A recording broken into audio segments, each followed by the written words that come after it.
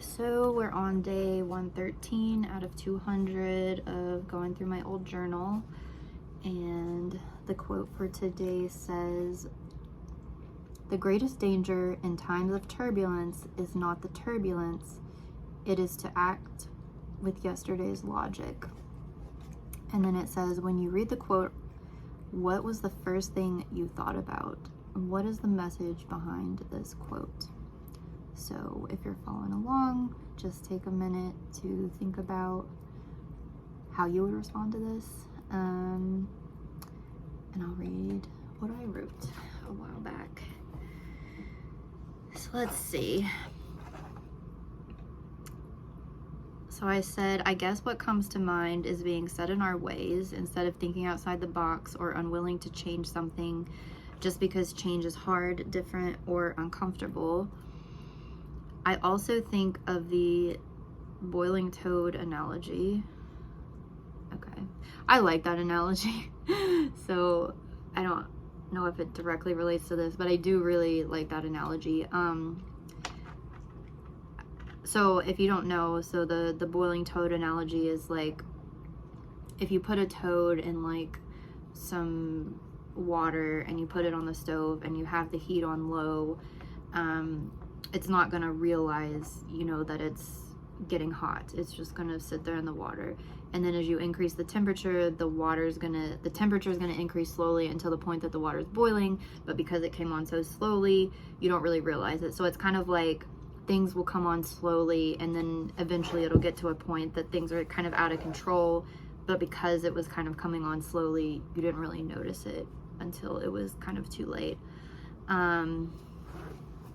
I don't really know I don't see how it really relates to the quote, but let's see if I clarified.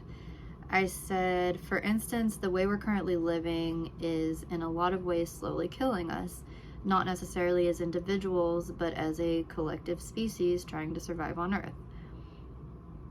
What class was I taking? I may have been taking a sustainability class when I was writing this. I said we have a lot of systems in place that don't really make sense anymore. Instead of using our knowledge to evolve and create better systems, we're wasting it on trying to correct the problems of our current one. Capitalism, energy, our food system, our consumption, none of it is working properly anymore. People are suffering, the planet is suffering, and we're wasting time coming up with different schemes to try to fix things like pollution and poverty on the back end instead of taking active steps to prevent it. I said, I'm glad I don't have children who will suffer through what's to come. So yeah, I think that's really kind of indicative of what's going on right now. And I don't think enough people are like as concerned about it. And I guess part of the reason I say that is because some of the research that I do for work, I feel like a lot of it is like, we've got these problems that are stemming from like certain things, but instead of like fixing what's causing the problem, we're like looking on the deep end. Like part of the research that I'm doing, that I'm going to do my dissertation on, deals with kind of like water pollution, like nutrient pollution, and recovering nutrients from wastewater. So one thing you could do is like use nutrients like fertilizers more efficiently, so not as much of it is getting into the wastewater, or say on like the concentrated animal operations, instead of letting that go out into the water system, you could find a way to like recover some of those nutrients, or you could just change the whole system, like instead of raising animals in that way, you could raise them in a different way, or people could reduce their meat consumption, or so I feel like a lot of the issues, we're kind of looking at the back end of like, there's a system that's making all these problems and we want to keep the same system and just deal with the problems individually instead of like looking at kind of like rethinking the whole system. Another thing is with health, like our current healthcare system. I think like some of that is starting to shift a little bit, but not really. Like, instead of looking at the issue that's causing the health problems, we're looking at like, okay, these people have these health problems, instead of looking at like, okay, what's the initial thing that's causing it. We're like, okay, you've got high blood pressure, take this pill. Or, you know, you've got diabetes, you know, type 2 diabetes, take insulin, take this medication. Instead of looking at, you know, maybe changing diets or lifestyles or different environmental things that could, you know, changing things in your environment.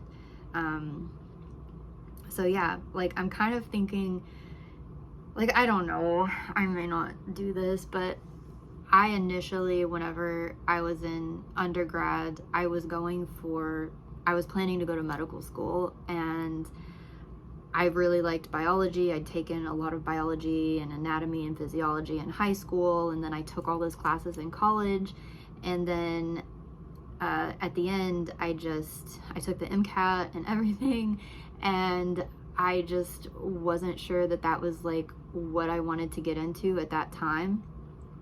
And I don't know if I've mentioned this before, but I even went through, like, at my university, for the kids who were pre-med, they did mock interviews, like if we were applying to med school. And, you know, one of the things that one of my teachers that I'd had several classes with afterwards, she's like, you know, you do really well in the classes. She has, like, I have no doubt that you would probably, you know, you would do well in med school, but she's like, you probably need to practice more, like, the interview questions and stuff, because you don't come across as, like, super passionate about going to medical school or being a doctor. And so that was, like, her main criticism, was that I didn't come across as, like, I wanted it that much. And she was right. Like, the main reason that I was planning to go to medical school was just because, you know, I was smart enough, and it was something that my parents wanted, and mainly just so my dad could be like, I have a doctor, you know, my daughter's a doctor. And it wasn't necessarily something at that time that I was super passionate about. I just was going through the motions of, like, okay, here's what's next. I'm interested in this kind of, I'm just going to school. I didn't know what I wanted to do in the future. And it's only just more recently that I'm starting to get a better idea of what I want to do. So, you know, that got me to, like, second guess, and I'm going off on a tangent, I know, but it got me to second guess, like, what I really wanted to do. And then I started thinking, well, maybe I'll do research. And then that's when I started thinking about grad school and things like that. And I went off on a whole different thing and studied economics for grad school, and now I'm studying policy. But after all of this, I feel like I am passionate about, like, health and nutrition, and I feel like I would like to go to medical school to become a doctor that is one that's, I mean, I don't know what it would be like once I get into, like, that system or whatever, but I would want to be one that's, like, focused on preventing, you know, more like preventative medicine, or, you know, not just, what do you call it? There's a word for it, that where you're just treating the symptoms and not, you know, treating the causes. And yeah, like, I feel like that's something that's more needed in the medical field, and when you're looking at environmental issues, when you're looking at, like, sustainability in terms of, like, something I've been thinking a lot about lately. Like, for me, when we talk about, like, climate change and things like that, I'm honestly not that as concerned as a lot of people who are into sustainability are about climate change. My concern is, like, climate change is caused, a part of it is caused by the use of fossil fuels. And my thought is, like, we're gonna run out of fossil fuels, like, at some point. So why don't we start looking now and really pushing to put systems in place?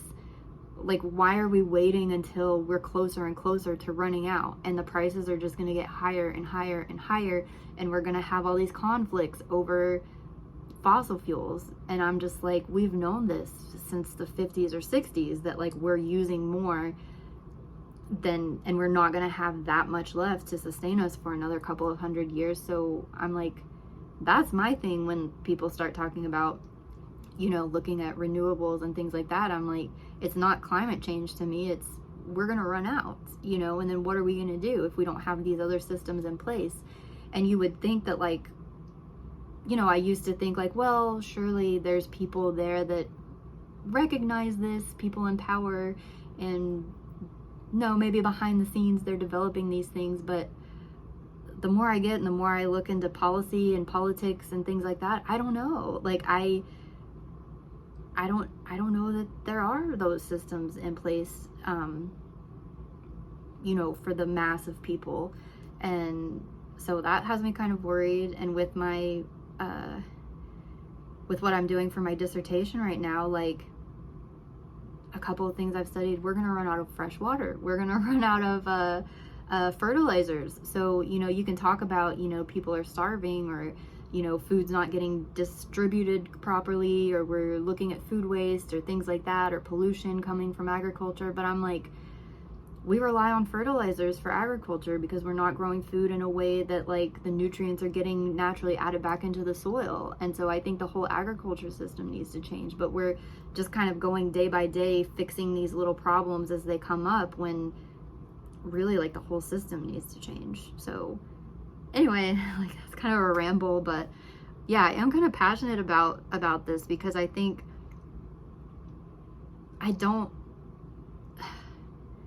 you know, I think especially in like the 50s or 60s, there was this view that, like, we've got technology and technology is going to take us so far and we're going to do all these different things. And, like, we haven't. Like, I mean, yeah, we have, like, electronics and cell phones and things like that. But, I mean, really, the thought from, like, the futurists of the time was, like, we're going to use this technology to make everybody's life easier, and people will have to do less labor, and we'll have technology to kind of take, and I mean, it's helped to some extent, but, like, not as much as people at that time, you know, thought it would happen. I mean, look at, you know, the year that Back to the Future was set, or the year that, you know, the Jetsons, you know, I think we're living in the time of the Jetsons right now. And, yeah, I don't know that as much innovation is happening as could happen. And I think part of that is because the systems in place, they're benefiting from the systems that are now, like, companies. I've heard, and I don't know how true this is, I haven't looked that into it, that, you know, certain companies that are powerful right now, they're buying up patents for these technologies that could make them obsolete, but technologies that could be better overall. So, I mean, I don't know how true that is, but I've heard some of that, and it honestly doesn't surprise me. So yeah, I don't know. I think for the future to be anything that's livable for, like, I mean, I think I'll be okay, which was that thing I said at the end about, you know, not having kids. From what I've looked at in terms of, like, resource management, we've got enough of most resources to, in most places, not all places, some people are already running out of water, but in most places, to survive okay for another 50 to 100 years. So that's probably going to be about, hopefully, another 50 years, 40 years I'll live, you know. But so I don't think that sort of, like, catastrophic thing, totally catastrophic, you know, hopefully will happen in my lifetime. But I mean, living the way we are now without some major changes, like, the future generations, it's gonna be really, really hard for them. So I don't know. Anyway, that was what I had for this one. I'll be back tomorrow with day 114.